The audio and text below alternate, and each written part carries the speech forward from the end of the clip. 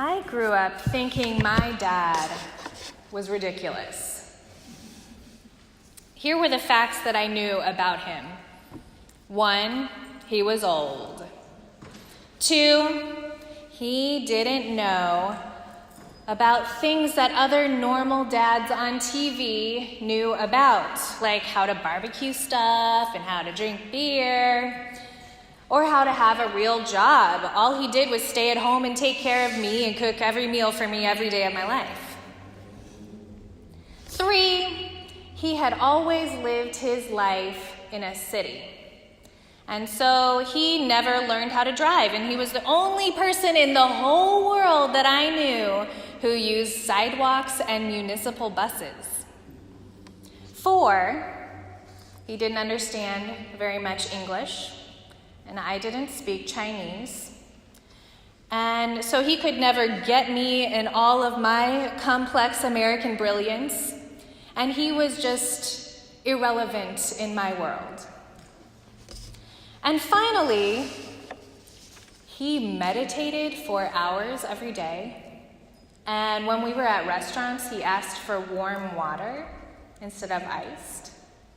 And he did other such things with the sole purpose, I was convinced, of causing me embarrassment. So those were the pieces of data that I had about my father. And that was all I needed to know to form my adolescent opinion of him. He was objectively ridiculous. Now, years later, our roles reversed as they do. And instead of my dad taking care of me, I found it my responsibility to take care of him. And I took him to Taiwan. I've spoken about this before, where he wanted to live his last years of life. And as soon as we stepped off of the plane in the Taipei airport, a representative of the Taiwanese Veteran Affairs Office appeared with a wheelchair. The highest officials of Veterans Affairs in Taiwan had been informed that my father, a retired Navy colonel, was returning to Taiwan, and they sent this VIP treatment for him. For a little while, we stayed at the university where my father served as chief accountant. And more than one person approached us to tell me that they had worked for my father in the accounting department, and they were incredibly honored to be able to see him again. All of this was very disorienting to me, because the truth is, I had never seen my Chinese immigrant father treated with respect. I had never seen my immigrant father treated with honor. No one I grew up with in the middle of America would have ever looked at my diminutive, broken English Chinese father and wondered if he had ever managed an entire accounting department of a major university. No one would have ever wondered if he had distinguished himself in high-ranking military service.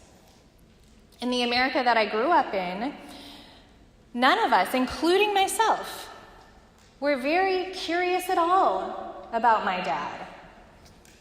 We just saw his face and we heard his accent, and we figured we knew enough. We weren't curious about him. And it's not that we should have been curious about him because he had these powerful jobs. We should have been curious about him because every person has a story. Every person is complex and amazing and precious. And when we're curious about each other, we become a more whole and wise community. That's what I love about the Magi. They were very curious. No one should have been curious about this poor colonized Jewish baby in a Palestinian city. In fact, if it were not for divine cosmic events, no one but the child's own parents would have been very curious about this baby. But the magi were curious. They were curious enough to examine the heavens for non-human wisdom. And when they discovered a celestial anomaly, they were curious about that. And when they discerned that that meant that a king had been born, they were curious enough to travel the world to find and honor this child. And when they found that the most powerful people in the area where this king was supposed to have been born didn't even know that a king had been born, and the king obviously had not been born into silky robes and the fuss of wealth, even when they found that out, they were not deterred. They stayed curious. And when the star rested over a poor colonized home, they stayed curious. And when the baby was just like every other baby, vulnerable and exposed, they stayed curious. And they dropped to their knees. And they brought out their rich offerings of gold and frankincense and myrrh. And because of their curiosity, they touched salvation and they participated in the great cosmic story. That's a pretty great reward for curiosity. In this new year, 2019, I want to be more curious. I want to be more like the Magi. Now, I've learned through my father and through other fabulous humans that I have known to be curious about people. I've known to be curious about all of you. But I'm still learning to be curious about my spiritual journey and to be curious about what God is up to, not just in individual people lives, but in the space and the life in between individual people lives, in our human relationships. I've been reading a book by a woman that I know to be wise. Her name is the Reverend Dr. Carrie Jackson. And in her book, Love Like You've Never Been Hurt, Dr. Jackson has this theology. Her theology is that our spirits, or our deepest selves, are always seeking to heal and to grow. And one way that our spirits heal and grow is through relationships with other people. In fact, relationships with other people are like a great way for our spirits to heal and to grow. Because, left to our own devices, we can just simmer in our own comfy ideas and world views, and it is very cozy all there by myself. But when you throw in another human being into your special cozy world, to reference the 2006 Samuel L. Jackson meme staple, it's like throwing a snake onto your plane. It's chaos. The beauty and the agony of being in a relationship with another human is that you don't have control over them. They are outside of you, and so you have to think outside of yourself to relate to them. And even if you figure out how to do your relationship with them perfectly one day, the next day both of you are going to change and grow and transform, and eventually you and the other person will die or depart from one another in some way. You can never get a hold of those relationships completely. And all those things about being in a relationship with somebody outside of ourselves disturbs us out of our happy, comfy place and gets us moving in all the directions. And it is only when we're moving that we can grow and heal and learn and change. So relationships with other humans are great motivators for our spiritual journeys, for our wisdom journeys in life. So what if we thought more about our relationships like that in the new year? Especially the uncomfortable parts of our relationships. What if instead of feeling sorry for ourselves for the fate of having that particular snake on my plane, What if we could be more curious about how our spirits are trying to heal and grow through this relationship? I once heard, and I can't remember where I heard it, I once heard someone describe children as little Buddhist Zen masters in the life of their parents. And I have found that to be 100% true. I'm finding that my relationship with my little one has developed in this perfect symbiosis, such that she is the foremost expert in the world on exactly which of my buttons to push, exactly what things drive me the most crazy. And she is just unrelenting in offering those things to me on a daily basis, inviting me every day to hone my skills in staying centered and keeping perspective. What a gift are our children. Now, I say that kind of tongue-in-cheek, kind of. But what if we thought that way about our most complicated relationships? What if I observed this hard thing in this relationship, and after feeling my anger and my disappointment and my fear and my grief, what if I stepped back and observed it?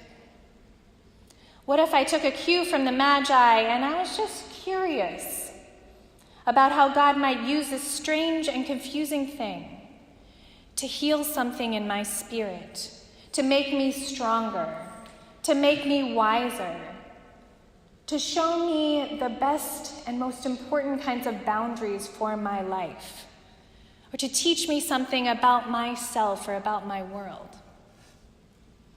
What if I were more like the Magi, more curious about what God might do with this cosmic event going on in my life? More curious about what God can do even with this jealous and violent person who is reigning over my world? More curious about what God is going to reveal to me at the end of this dusty road, away from everything familiar and toward a place I never imagined myself wandering toward? What if I could be more curious in the new year? You know, Dr. Jackson cites a theory that people who are attracted to people who are just like their dad or just like their mom. You know, you had an abusive dad and then you tend to date abusive partners. Stuff like that. You've kind of heard that before. There's a theory that we have these patterns of relationships with certain kinds of people because we're trying to heal or resolve something that was never healed or resolved in that first relationship. And then if we don't get that healing or resolution in the second relationship, we might try again in the third. And we'll just go back down that same road over and over again, always looking for something that we don't even realize that we're looking for. But what if instead of looking for the person, we actually got curious about the healing and the resolution and the growth and the transformation that our spirits may be seeking? You know, what I love about the Magi is that their endless curiosity that led them to an encounter with the Savior of the world did not leave them going back home by the same road. They had a dream that warned them not to go back to that violent King Herod. When they came, you know, they were searching for a particular kind of person, a king affiliated with other kings, connected with power. And so they went in search of the king. And they started with the reigning king, Herod. But in the end, they allowed the search to become something entirely different for them. In the end, they found themselves being curious for humility and salvation, and the rule of a kingdom that was deeper and more lasting than any earthly reign. Their curiosity led them to a transformative experience. And when they left, they did not repeat their relationship with the tyrannical individual, King Herod. When they left, they did not go back by that same old path. When they left, they were able to go back by a different path, less encumbered by their gold and their frankincense and their myrrh, less encumbered by the trappings of the stereotypes and the assumptions that they had of what they were searching for in the first place. Because they stayed curious and they wondered at every unexpected and uncomfortable turn, what is God doing in my life for my journey today? Now, I don't know what it might be in your life that you are called to be curious about in this new year. I don't know what celestial events or complicated relationships or surprising individuals may be challenging you and inviting you in this season. But I do know that God is inviting you to be transformed in some way on your journey. I do know that some star is rising in all of our lives that God will use in service of our own transformation and growth and healing if we are willing to follow it. And the question for each of us is, are we courageous enough to be curious enough, to be uncomfortable enough, to be converted enough to begin to come back by a different course to which we are unaccustomed? What is God doing with all of this? I'm curious. Let's find out together this year. Amen.